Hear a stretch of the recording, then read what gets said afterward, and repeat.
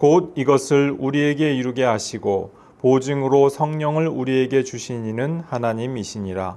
그러므로 우리가 항상 담대하여 몸으로 있을 때에는 주와 따로 있는 줄을 아노니 이는 우리가 믿음으로 행하고 보는 것으로 행하지 아니함이로라. 우리가 담대하여 원하는 바는 차라리 몸을 떠나 주와 함께 있는 그것이라. 그런즉 우리는 몸으로 있든지 떠나든지 주를 기쁘시게 하는 자가 되기를 힘쓰노라. 이는 우리가 다 반드시 그리스도의 심판대 앞에 나타나게 되어 각각 선악간에 그 몸으로 행한 것을 따라 받으려 함이라. 아멘. 오늘 본문 5절 말씀 초두에 보니까 곧 이것을 우리에게 이루게 하시고 이렇게 기록을 했습니다. 여기서 곧 이것을 이라고 하는 것은 무엇을 가리킵니까? 바로 그 앞단락에 나오는 사도 바울이 여러 가지 비유로서 말씀하였던 그 부활의 실제들을 가리키는 것이죠. 이 부활의 실제를 통하여서 사도 바울이 지금 그것을 당신의 사역을 통해서 부활의 실제를 지금 경험을 하고 있다는 것입니다. 근데 여기서 사도 바울이 이루게 하시고 이렇게 말씀하시고요. 또 그 다음에 우리에게 주시니는 여기서도 주시니 이게 원문으로 보면은 과거 분사입니다. 단순 과거 분사로 되어 있는데 이 단순 과거라고 하는 것은 그 어느 한 시점을 딱 가리킬 때 단순 과거를 쓰거든요. 그러니까 이루게 하셨다. 이것도 앞으로 이루어지는 진행형이 아니라 이미 이루셨다는 거예요. 그리고 이미 주셨다는 거예요. 단순 과거 분사를 써서 그러면 언제 이것을 이미 이루셨고 이미 주셨느냐? 세례를 통하여서 우리에게 성령을 부어주시죠. 이것이 굉장히 우리에게 중요한 구원의 사건인데요. 성령을 통하여서 우리에게 구원이 보증으로서 주어진다는 것입니다. 우리가 세례 받을 때 와, 어떤 일이 일어날까 막 그 뜨거운 기대를 가지고 그렇게 받지 않잖아요. 어떤 사람은 아기 때 응애할 때 받기도 하고, 그죠? 학교 가기 전에 미취학 아동일 때 응애할 때 받을 때도 있고, 그죠? 그 어떤 사람은 또 군에 가서 뭐가 뭔지 모르고 초코파이 먹고 싶어서 또 응애하면서 받습니다. 그 김은국 씨 표현대로 응애예요 하면서 받는 거예요. 우리가 다 세례를. 그런데 우리도 모르는 사이에 성령께서 세례라고 하는 사건을 통해서 우리에게 구원의 보증으로서 성령 하나님이 와주신다는 것입니다.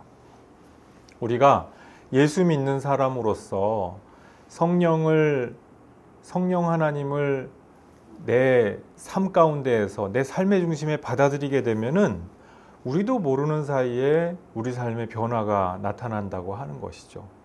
이 성령 하나님이 너무나 인격적이고 친절하시고 온유하신 분이기 때문에 우리가 무시하게 되기가 굉장히 쉽습니다. 그런데 성령님의 인격성 혹은 인격적인 실체를 인정하고 나면은요, 우리의 삶이 점점 구원으로 나아가게 되는 그 역사를 볼 수가 있어요. 사도 바울은 지금 이것을 과거 분사, 단순 과거 분사라고 하는 이 사건을 표현하는 동사를 통하여서 우리에게 말씀을 합니다. 단번에 주어졌다는 것이에요. 그래서 이 세례를 통하여서 모든 신자들에게 비단 사도 바울만이 아니라 사도 바울처럼 어떤 능력과 권능이 있는 그런 종만이 아니라 모든 신자들이 그 삶 가운데서 부활을 실제로 경험하고 있다. 사도 바울은 이것을 구체적으로 어떻게 경험을 하고 있습니까? 삶과 죽음의 경계선에 서보게 된다 이거예요. 사도 바울이. 온갖 핍박과 중상모략과 비난과 고난 가운데에서 사도 바울이 나 이제 이렇게 죽나 보다. 이렇게 끝인가 보다. 이렇게 생각을 하지 않을 수 없을 만큼 그런 경계선에 자꾸 서게 되는 일이 발생을 하는데 사도 바울이 스스로 고백하고 또 간증을 하기를 이것이 끝이 아니었다는 것이죠. 성령 하나님께서 이것이 끝입니까? 저를 도와주십시오라고 사도 바울이 부르짖어서 간구를 하면 어떤 일이 일어나느냐? 그 죽음의 그늘에서 이렇게 건져내 주시는, 다시 삶의 영역으로 그 사람을 옮겨주시는 역사가 일어나더라. 사도 바울이 여러 차례 자기 삶 가운데서 경험을 했다라고 하는 것이에요. 그래서 생명으로 구원받는 이 구원의 경험, 이 가운데에서 이것이 바로 부활의 능력이구나 하는 것을 사도 바울은 자기 고난 가운데에서, 여러 가지 질곡 가운데에서 실제로 경험을 한다고 하는 것입니다. 다가올 내세의 능력을 바로 이렇게 모든 삶의 어려움과 고난 앞에서 실제로 경험하고 또 맛보게 된다라고 하는 것이죠. 우리 신자들도 마찬가지입니다. 우리에게 여러 가지 정말 삶과 죽음의 경계선에 있는 것과 같은 우리 인생 드라마 가운데에서 정말 절체절명의 위기의 순간들이 찾아옵니다. 그런데 하나님께서 하나님께 부르짖는 자를 그냥 내버려 두시지 않습니다. 반드시 도와주시고 반드시 구원의 손길을 주십니다. 그러면은 거지 나사로처럼 하나님 도와주세요 하고 간구했는데 도움 못 받고 그냥 죽는 사람은 어떻게 됩니까? 나사로의 운명을 보면 알죠. 그 이후에 내세의 복락이 기다리고 있고, 그리고 부활의 복된 소망이 영원하게 그에게 열려져 있다라고 하는 것을 우리가 알 수가 있지 않겠어요? 그러니까 우리 그리스도인들은 이 세상에서 여러 가지 고통과 어려움 가운데 있을지라도 그것이 끝이 아닌 것입니다.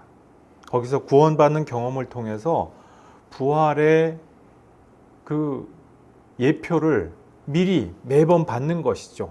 성령께서 능력 가운데에서 우리의 삶 속에서 또 우리의 심령 가운데 역사하심을 통해서 우리가 그것을 예표처럼, 징표처럼 우리가 이렇게 받아서 누릴 수가 있게 된다고 하는 거예요. 그러니까 우리가 기도하는 것이 얼마나 소중합니까? 또 기도를 통하여서 하나님께 응답을 받아서 죽음으로부터 건짐을 받는 그 경험하는 것이 얼마나 중요합니까?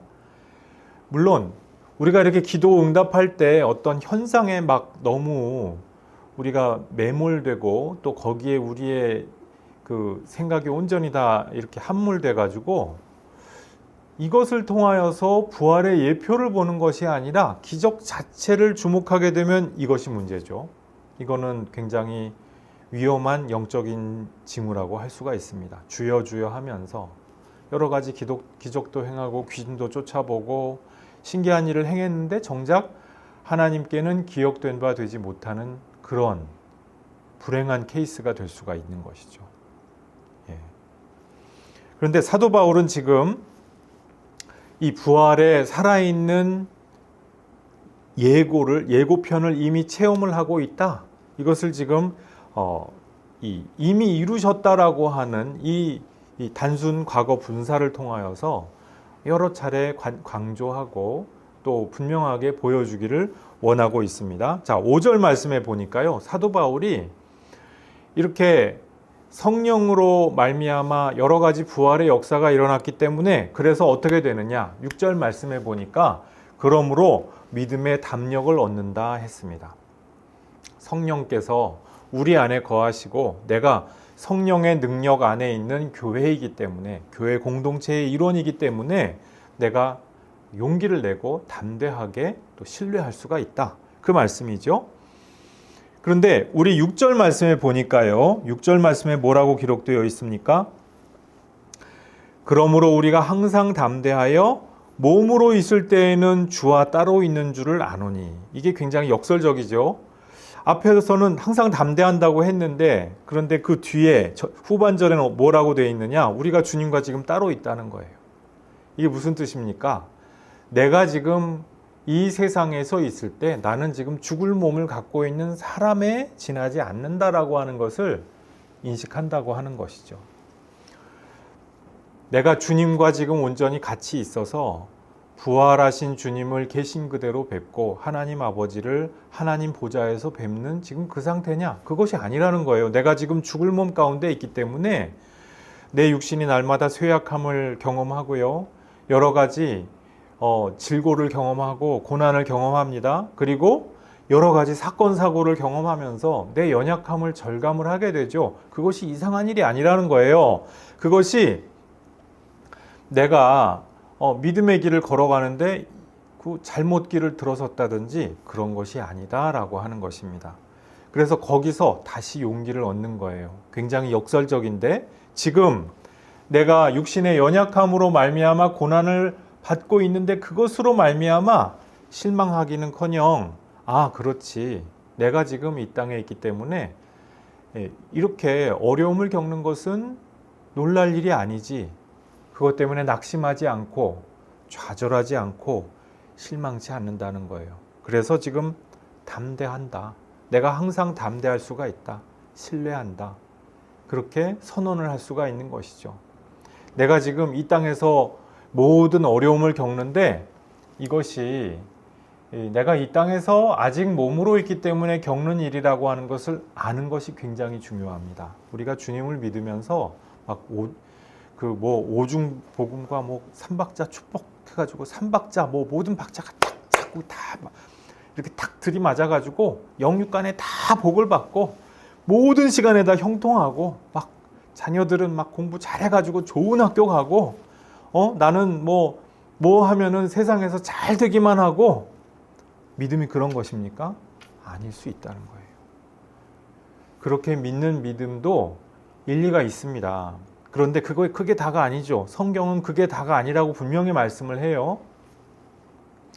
우리가 영육간에 모든 형통한 길을 허락받는 그런 믿음의 때도 있으나 그러나 우리가 연약하고 죽을 이 육신을 가지고 모든 어려움을 부딪히고 그리고 그것을 통과해야 되는 그 모든 순간 마치 주님께서 계시지 않는 신의 부재를 경험하는 것 같은 그런 순간 분명히 존재한다고 하는 것입니다.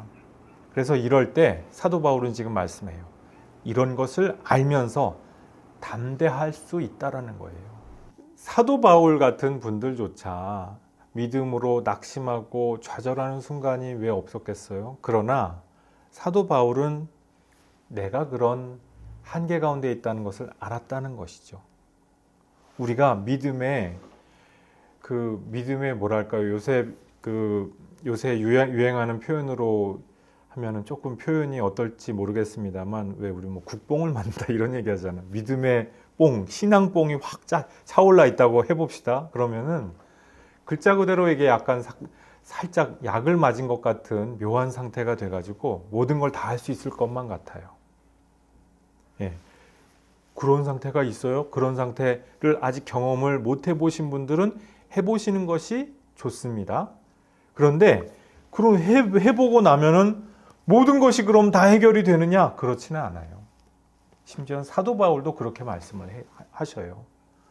우리가 믿음의 절정에 다다르고 있고 신앙 체험에 절정에 있는 것 같아서 모든 것을 내가 할 수 있을 것만 같이 그렇게 자신감이 충만할 때 그러면 나는 이미 다 이루었느냐? 아닙니다. 그렇지 않습니다. 내가 아직 육신의 몸을 입은 존재이기 때문에 그렇지가 않아요. 사도 바울이 부활 이후에는 인간들이 우리 믿는 사람들이 영적인 몸 소마 푸뉴마티콘을 입게 된다고 말씀을 하셨는데 그때에는 사정이 다르죠. 우리가 예수님이 부활하신 예수님께서 보여주셨던 것과 똑같이 우리도 그렇게 동일한 존재가 될 수가 있는 그런 희망이 있는 것이니까요. 그러나 아직은 우리가 육적인 존재예요. 그냥 이 땅에 조건에 얽매여서 사는 존재일 수밖에 없다라고 하는 것이죠. 자, 그래서 안다고 하는 것 굉장히 중요하죠. 우리 믿음의 여정에서 내 연약함을 안다고 하는 것은 내 마음이 여러 가지 실패와 낙심과 그리고 좌절 가운데에서 여러 가지 어려움 가운데에서도 담대할 수가 있는 중요한 원천이 됩니다. 내가 어떻게 담대할 수가 있느냐? 내가 뻔뻔해서 담대하는 것하고 정말로 정확하게 내 처지를 알아서 담대한 것하고는 완전히 다르죠. 지금 사도 바울은 우리가 그렇게 정확하게 알면서 그 아는 것으로 말미암아 우리가 담대하여 줄 수 있다. 이렇게 말씀을 하고 있습니다. 우리가 지금 이미 성령의 임재하심 가운데에서, 성령의 내주하심 가운데에서 성령의 전으로서 살아갑니다. 그리스도인이 인격적인 성령의 실체를 받아들이고 나서 성령과 함께 동행을 하게 되면은 우리의 삶이 이미 성령과 함께 동행하고 있어요. 우리가 주님 안에 이미 있어요. 그러나 재림 이후에, 파루시아 이후에 우리가 영적 몸을 입고 부활하신 주님과 함께 거하게 될 그때에 과연 견줄 수가 있겠냐는 거예요. 우리가 아버지 하나님의 보좌를 계신 그대로 볼 수 있는 그와 같은 영광스러운 존재가 될 때 그때 몸하고 지금하고 비교할 수가 있겠냐는 거예요. 우리가 그때는 어떤 곳을 가더라도 모든 것을 통과할 수가 있으나 우리가 지금 이 연약한 몸을 가지고 우리 대기권이나 제대로 빠져나갈 수가 있겠어요? 우주에 가면은 숨 막혀서 죽겠죠. 그런데 우리가 영적인 몸을 입으면은 우리가 있는 곳의 차원이 이 물리적인 세계, 물리적인 우주에 국한될 수가 없다라고 하는 것이죠. 그때는 완전히 상황이 다르게 된다라고 하는 것입니다. 7절 말씀에 보니까 이는 우리가 믿음으로 행하고 보는 것으로 행하지 아니함이로라. 여기서 우리가 믿음으로 행하고 보는 것으로 행하지 우리말 번역이 약간 그렇게 이해를 할 수 있게 지금 번역이 되어 있는데요. 약간 오해의 소지가 있을 수도 있는데 여기서 에이도스, 보는 것은 에이도스라고 하는 표현입니다. 그 원문상 에이도스인데요. 이 에이도스가 보이지 아니하는 것을 믿음으로 행하고, 보는 것으로 행하면 그건 믿음이 아니라고 다른 로마서에서도 그렇게 말씀했잖아요. 근데 그 말씀이 아니에요. 여기선 그 말씀이 아니고 보는 것이 예수님의 그 보이는 모습을 가지고 행하지 않고 있다. 주님의 부재에 대하여서 말씀을 한다는 것이에요. 그 에이도스라고 하는 표현이 우리가 보는 것으로 그냥 행하는, 우리 눈에 보이는 것을 가지고 행하는 믿음이 아닌 어떤 것, 이런 것을 행할 때는 에이도스라고 하는 표현을 안 쓴다고 해요.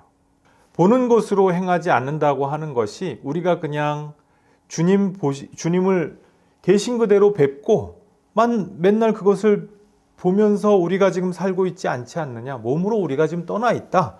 6절 말씀에 있는 바로 그것을 부연 설명해 주시는 그 말씀입니다. 우리가 지금 주님과 따로 있다고 하는 것이죠. 그래서 우리가 연약한 육신을 가지고 있으나 그럼에도 우리가 그것으로 말미암아 실족하지 않을 수가 있다. 역설적입니다. 주님이 계시지 않기 때문에 내가 지금 연약하고 다칠 수 있는 것은 당연하다라고 하는 거예요. 그것을 알고 있다는 것이 우리에게 담대할 수 있는 하나의 힘이 된다고 하는 것이죠. 근데 8절 말씀해 보니까 우리가 이제 그 담대함을 가지고 원하는 것이 무엇입니까? 차라리 몸을 떠나 주님과 함께 있는 그것을 기다리고 바란다라고 하는 것이에요.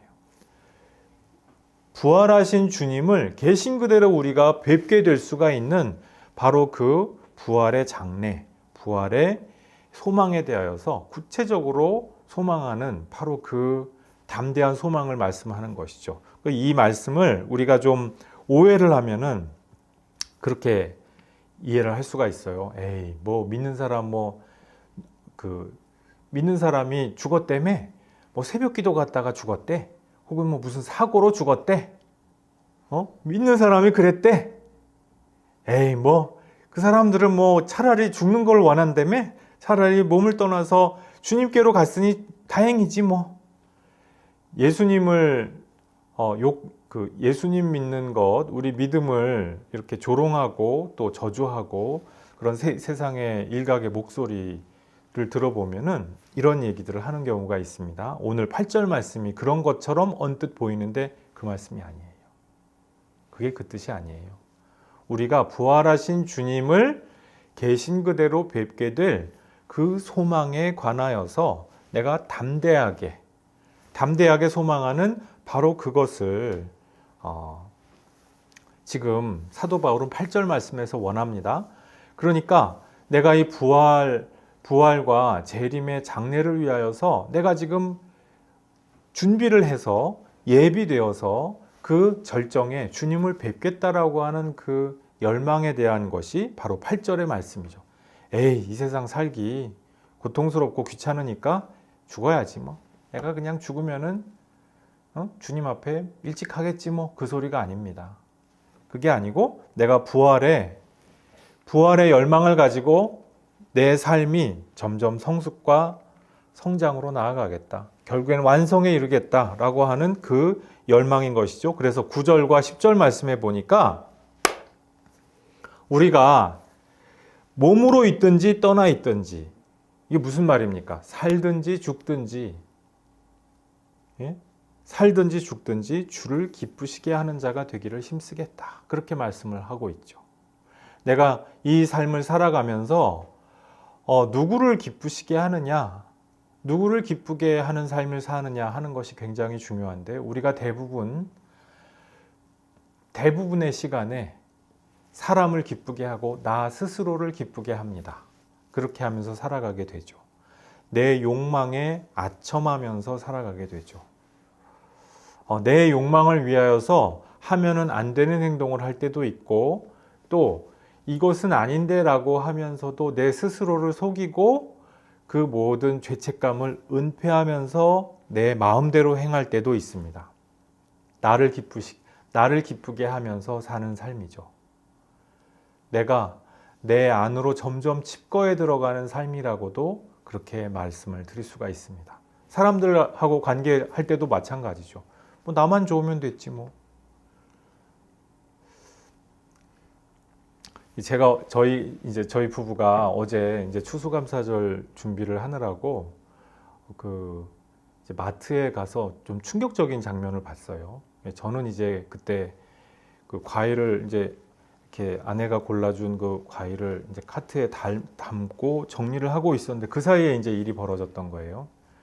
옆에서 아이가 이렇게 지나치게 이 과일 그쪽으로 너무 많이 숙이는 것 같더라고요. 제가 느끼기에도. 근데 해가지고 그 포도를 이렇게 똑 따려고 했나 봐요. 그래서 이제 아내가 거기는 아니야 하면서 아이고 귀엽다라고 이제 상대방이 무안할까봐 이제 그 아빠가 무안할까봐 그랬는데 조금 있다가 아니야 그거는 집에 있어. 거기까지 이제 그런가 보다 했어요. 근데 그 다음 순간을 저는 못 봤는데 이 아내가 얘기를 해주기를 깜짝 놀랄 만한 일이 생긴 거예요. 그 옆에 이제 그 옆에 가면은 이제 그 요새 나오는 그 무슨 색이죠? 흑색 토마토가 이렇게 있잖아요. 요만한 거. 그거를 이 아이가 그 한 팩에 불과 한 20개도 안 들어있는 뭐 그런 정도의 팩인데 그거를 이제 이렇게 또 애기가 이제 보는데 아빠가 거기서 2개를 착 꺼내가지고 싹 주더라는 거예요. 충격적이죠? 나중에 2개를 꺼낸 그 팩을 사가는 토마토, 그 흑색 토마토를 사가는 다른 고객은 얼마나 속상하겠으며 또 그것을 사고 나서 대형 마트에서는 또 그것 때문에 얼마나 이미지 타격이 있겠으며 정말 그 꼬리를 물고 여러 가지 문제가 있는 거잖아요. 근데 그 아빠는 심지어 거기 엄마도 있었어요. 엄마, 아빠, 그 애기, 그 가족은 그냥 나님이 좋은 대로 사는 거예요. 내 욕망이 시키는 대로 사는 거예요. 사람들 사이에서의 약속과 신뢰와 이런 게 필요 없는 거예요. 그냥 나님이 좋은 대로 내가 좋으면 됐지 뭐. 내가 이거 하나 뭐 한다고 누가 뭐라고 그래? 나를 기쁘시게 하는 그러한 삶이죠. 이것이 범위가 조금 넓어져서 사람을 기쁘시게 하는 그러한 삶을 살아가면 어떻게 됩니까? 법적으로 도리상 그렇게 하면 안 되는데 누이 좋고 배부 좋고 네가 좋고 내가 좋으면 되지. 다른 사람은 필요 없어. 피해를 받으면 그 받을지 그것 때문에 어려워지는지 내가 알게 뭐야? 너하고 내가 좋으면 되는 거야. 너는 내가 누이 좋고 매부 좋건데. 이렇게 하면서 세상에 부정과 부패가, 패거리 문화가 자리 잡게 됐죠. 우리 대한민국 이전에 조선이 그러다가 망했고 고려도 그러다가 망했죠. 모든 망조든 사회의 그 말기적인 특징이 바로 그런 겁니다. 다른 사람이 그러든 말든 내가 알게 뭐야? 너 좋고 나 좋으면 되지. 너하고 나만 좋으면 되는 거지. 이게 뭡니까? 너하고 나, 우리만 기쁘게 하는 바로 그런 자들의 삶이죠. 우리 그리스도인들의 삶은 어떻습니까? 너하고 나, 우리만 좋은 것도 아니고요. 끼리끼리 좋은 게 아니죠. 주님을 기쁘시게 하는 삶을 살기 위하여서 우리의 삶이 방향 지워져 있다라고 하는 거예요. 우리가 왜 이렇게 삶을 살아갑니까? 주님께서 그냥 우리가 어떤 종교적인 신화 속에서 살고 있는 것이 아니고 또는 어떤 허상 가운데에서 그 포이에르 바하 같은 사람들이 그렇게 얘기하잖아요. 기독교가 말하는 신은 사실은 인간이 자기 욕망을 신의 영역에 투사해서 만들어낸 하나의 허상이다. 우리가 예수님을 믿고 하나님을 믿는다라고 하는 것은 그런 어떤 종교적인 허상을 믿고 의지하는 것이 아니에요. 살아계신 하나님의 인격성을 알고 인격적인 실체를 인정한다는 것이죠. 우리가 교회를 나오면서도 하나님의 인격적인 실체에 대하여서 인정을 못하고 있다고 한다면 그것은 아직 진짜 그리스도인은 아니라는 뜻이에요. 믿음이 아직 없다는 뜻이에요. 하나님과 인격적인 관계를 맺고 하나님 두려운 줄 알고 하나님께 내 삶의 구체적인 부분을 내어드릴 줄 알고 내 삶이 하나님의 말씀 때문에 구체적으로 변화될 수가 있고 이것이 인격적인 관계거든요. 부모, 자식 간의 관계도 그렇죠. 부모의 인격적인 실체를 인정하는 자식은요, 부모의 말을 함부로 업신여기지 않아요. 자식의 인격적인 실체를 인정하는 부모라면 또 자식의 말을 함부로 흘려듣지 않아요. 그렇겠죠? 우리가 서로 살아가면서 내가 저놈을 이용해야 내가 산다라고 하는 상대방을 사물처럼 취급하는 그런 관계에서는 상대방을 인격적인 실체로 인정하지 않죠. 내가 그냥 이용해 먹으면 그만이니까. 고통스럽다고 해도 나에게 별로 와닿는 게 없어요. 나는 그냥 저놈한테서, 저 사람한테서 내가 빼먹을 걸 빼먹으면 되는 물건이나 다름이 없으니까. 그런데 인격성을 인정한다고 한다면 관계가 그렇게 될 수가 없어요. 말 한마디 가운데에서도 그 상대방의 인격적인 반응을 진지하게 고려하고 거기에 반응하지 않을 수가 없게 됩니다. 우리가 하나님을 믿는 사람이 된다는 것은 무엇입니까? 주님이 나의 행동 때문에, 나의 생각 때문에, 나의 말 때문에 기뻐하실 수도 있고 노하실 수도 있다라고 하는 그 주님의 인격적인 실체를 인정한다고 하는 바로 그 뜻입니다. 그러니까 내가 믿기는 믿는데 하나님이 나로 말미암아 기쁘시게도 될 수가 있고 나 때문에 노하기도 하시고 걱정도 하시고 그러실 수 있다고 하는 가능성을 인정하지 않고 그냥 이 시간에 이야기되고 선포되는 모든 말씀은 그냥 그럴 수도 있겠다라고 하는 그 정도로 한 귀로 듣고 한 귀로 거쳐가는 그 정도의 이야기가 된다면 인격적인 실체를 아직 받아들이지 않은 것이죠. 우리가 주님의 인격적인 실체를 받아들인다고 한다면 매 순간 매 시간마다 주님의 메신저가 말씀을 증거할 때 또 우리가 성경 말씀을 통하여서 주님의 말씀을 읽고 들을 때 그 말씀 하나하나가 우리를 변화시키게 됩니다. 왜? 목사 1개인이 아니라 혹은 성경의 문자 하나가 아니라 그 배후에 살아계신 하나님께서 실존하신다는 것을 알기 때문에 그 말씀은 두려운 말씀일 수가 있는 거예요. 성령 하나님께서 지금 나와 함께 계셔서 이 말씀을 통하여서 나에게 하시고자 하는 말씀이 있다. 이것을 인정하기 때문에 두려울 수밖에 없는 거예요. 자, 10절 말씀에 보니까요. 우리가 부활과 재림의 소망을 갖는다라고 하는 것은 우리가 주님의 인격성을 인정하고 거기에 따라서 살아드릴 때, 주님을 기쁘시게 하는 자로서 살아드릴 때, 이거는 그냥 막연한 이야기가 아니라 반드시 궁극에는 실체가 있는 사건으로서 그것이 밝혀지게 될 날이 있다는 거예요. 그리스도의 심판대 앞에 우리가 다 서게 될 날이 있다는 것이에요. 그것을 지금 10절에서 말씀합니다. 우리가 주님을 기쁘시게 주님을 기쁘시게 하기 위하여서 행하고 선택하였던 모든 우리의 행실이요, 주님 앞에서 밝히 드러나게 돼요. 우리가 저마다 이해력도 다르죠. 성격도 다르죠. 주어진 환경과 처지와 형편이 다 달라요. 그런데 그 가운데에서 내가 주님을 기쁘시게 하기 위하여서 선택을 하고 그렇게 결단했던 행동이냐, 그렇지 않느냐, 그것은요, 우리 스스로가 알고요, 하나님이 아셔요. 우리 인간들이 볼 때 상대적인 평가치로서 아이, 저렇게 하는 거 잘못이야, 저렇게 하는 거는 어때? 하나님은 그것이 아니라 그 사람의 중심을 보시고 그 사람의 중심에 대한 절대적인 평가치로서 평가를 해주세요. 판단을 해주셔요. 사람들이 볼 때 아무리 부족하더라도 하나님의 그 절대적인 시선으로 볼 때 이 아이는, 이 영혼은 나를 인격으로 받아들이고 나의 인격성을 알고 나의 살아있음, 나의 살아서 역사하는 그 능력을 두려워할 줄 아는 영혼이었어.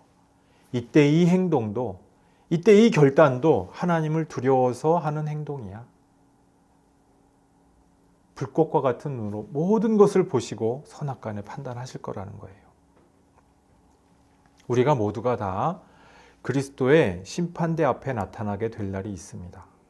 우리가 지금 이 상황에서는, 우리 현실에서는 여러 가지 부족함도 있죠. 여러 가지 모자람도 있을 수가 있어요. 그러나 그것이 결코 다는 아닐 거라는 것입니다. 하나님 앞에서 선악간에 모든 것이 다 드러나게 될 때, 부활을 했는데 그것이 하나님께 정말 하나님 앞에서 영광스러운 그 부활의 몸을 입는 그 영광스러운 부활이 될지, 아니면은 죽었다가 주님 앞에 딱 서보니까 하나님한테 계속 책망을 받고 너무나 부끄럽고 두려워서 그 현존을 견뎌낼 수가 없는 그러한 초라한 존재가 될지, 그 선택의 기로가 사실은 이미 우리 앞에 있는 거예요. 우리가 우리의 삶 가운데에서 이미 부활을 체험하고 있다니까요. 여러 가지 어려움과 약함과 부족함 가운데에서 그것이 끝이 아니고 이 모든 것들을 뒤집어 주시고 역전케 하여 주시는 그 부활의 능력, 그것을 통하여서 우리가 이미 부활을 예표로서 받고 있습니다. 부활의 능력을, 그 소망을 이미 예표로서 받고 있는 중입니다. 이 부활의 소망을 온전히 붙드시고 장래 그리스도의 심판대 앞에서 영광된 부활의 대열에 참여하게 되는 그 주인공들이 되시기를 주님의 이름으로 축복합니다. 기도하시겠습니다.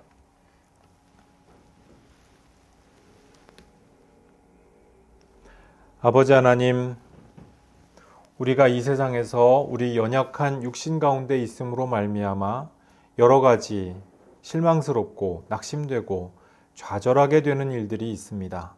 그러나 오늘 사도 바울의 말씀을 보니까 우리가 이것으로 말미암아 낙심할 것이 아니라 도리어 담대하고 용기를 내고 또 신뢰할 수 있는 근거가 된다고 하는 것을 발견합니다.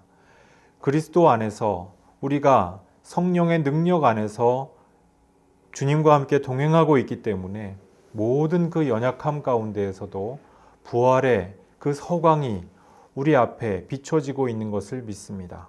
주님, 오늘도 주님을 기쁘시게 하기 위하여서 한 번 더 선택할 수 있게 도와주옵소서. 한 번 더 돌이킬 수 있게 도와주옵소서.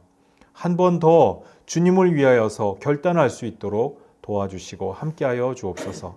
그리하여서 주님께서 우리를 모든 선악간에 판단하여 주시고 판정하여 주실 그날 영광된 부활의 주인공으로서 판명되게 되는 그 기쁨이 우리 모두에게 있게 하여 주옵소서. 감사드리옵고 예수님 이름으로 기도드리옵나이다. 아멘.